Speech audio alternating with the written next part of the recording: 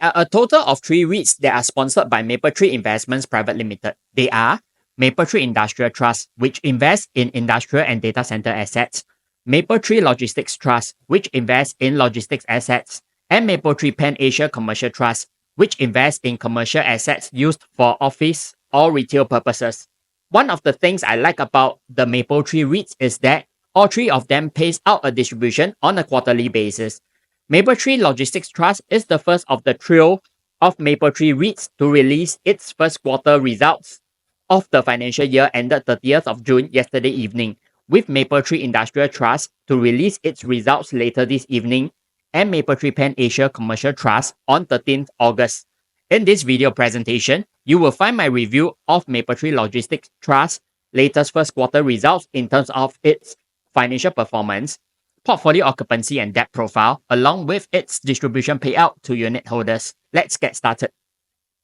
A quick introduction about Mapletree Logistics Trust for those of you who may be unfamiliar. When it was listed on the Singapore Exchange in January 2005, it was the country's first Asia-Pacific focused logistics REIT.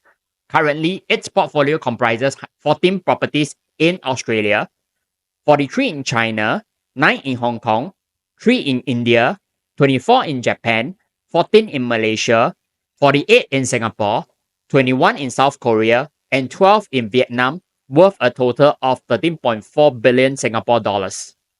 First, let us take a look at Mapletree Logistics Trust's financial results for the first quarter of the financial year 2024-25, ended 30th of June, compared to its results recorded a year ago. The 0.3% decline in its gross revenue can be attributed to lower contribution from its properties in China, along with a weaker Japanese yen and Chinese yuan against the Singapore dollar. However, this was partially offset by higher contributions from its properties in Singapore and Hong Kong, along with newly acquired properties in Malaysia and Vietnam, as well as full quarter contributions from acquisitions in Japan, South Korea, Australia, and India completed in the previous financial year. Property operating expenses went up by 3.9% due to full quarter contributions from acquisitions completed in the previous financial year, as well as higher utility expenses. This led to the REIT's net property income falling by close to 1%. Finally, the 7.4% drop in Mapletree Logistics Trust distributable income to unit holders was due to higher borrowings, as well as lower divestment gain compared to a year ago. Moving on to Mapletree Logistics Trust portfolio occupancy profile. I will be comparing the statistics recorded for the current quarter under review against that recorded 3 months ago.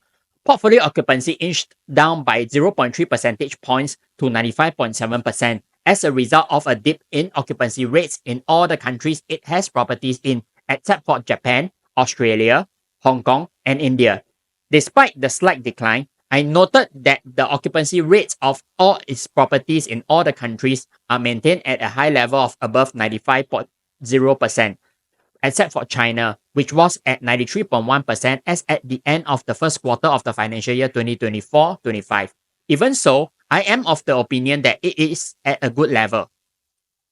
Positive rental reversions were recorded for all the new and renewed leases in all the countries except for China, which was at a negative rental reversion of 11.3%, compared with a negative rental reversion of 10.0% recorded in the previous quarter.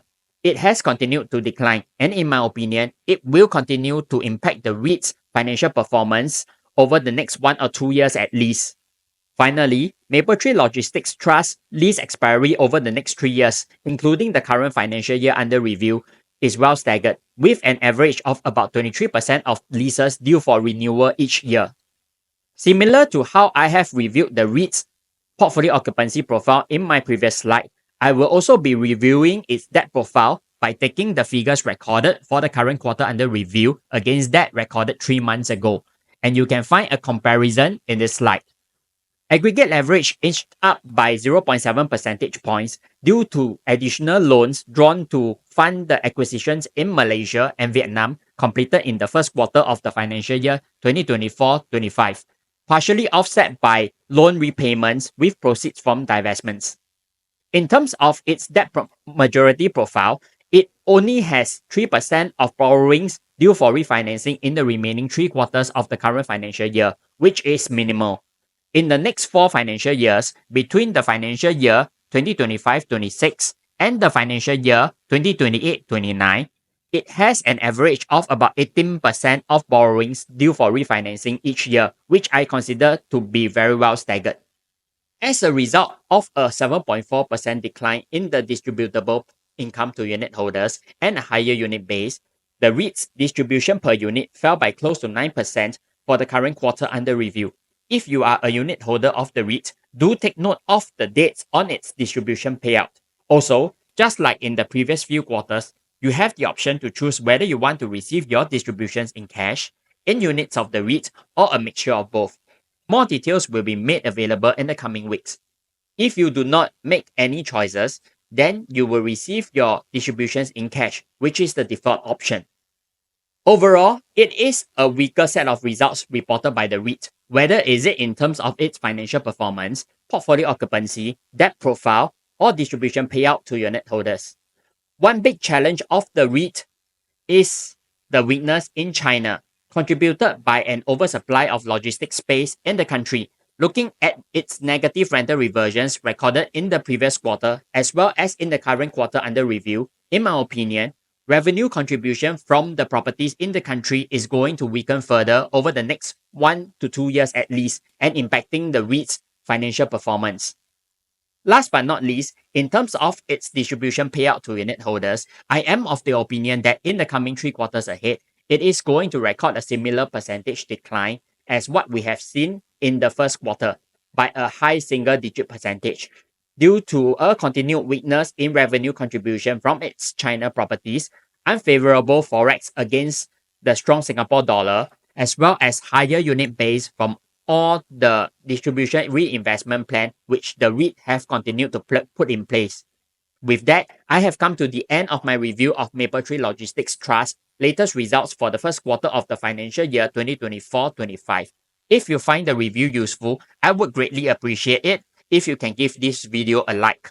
Also, you may want to consider subscribing to this channel so that you will not miss out on any new videos I will be posting in the coming weeks and months ahead. Thank you for watching, and I look forward to talking to you again in the next video.